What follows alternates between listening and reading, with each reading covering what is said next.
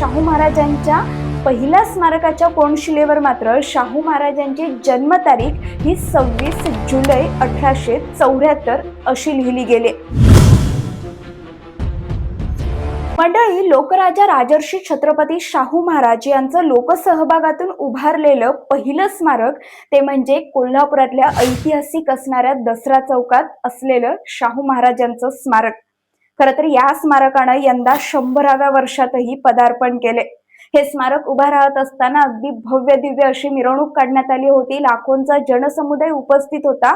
अगदी हत्तीच्या रथातून शाहू महाराजांचा पुतळा आणून त्या ठिकाणी प्रतिष्ठापित करण्यात आला होता। हा दिवस कोल्हापूरकरांनी अगदी लोकोत्सव म्हणून साजरा केला, कारण आपल्या लोकराजाचं स्मारक त्या ठिकाणी उभं राहत होतं।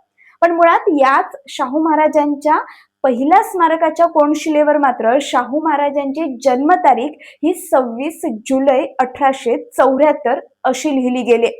आता मुळात आपण 26 जूनला शाहू जयंती साजरी करतो, मग त्या ठिकाणी 26 जुलैच का लिहिली गेले?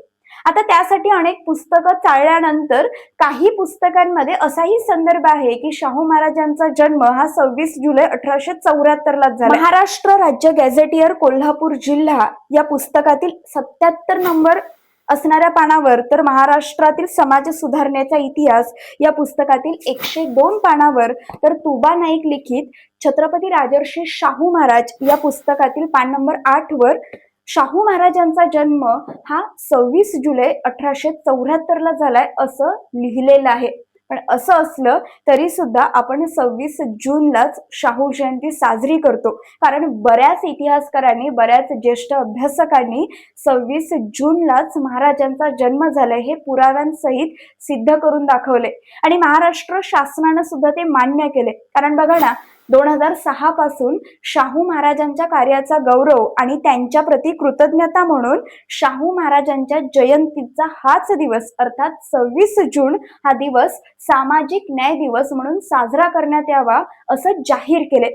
मग महाराष्ट्र शासनानेही 26 जून ही महाराजांची जन्मतारीख मान्य केलेली आहे। असं असताना त्या महाराजांच्या पहिल्या कोनशिलेवर असणारी ही जन्मतारीख अद्यापही बदलली का जात नाही, किंवा जर त्याच कोनशिलेवरची ती तारीख खरी असेल तर मग आपण 26 जूनलाच शाहू जयंती का साजरी करतो?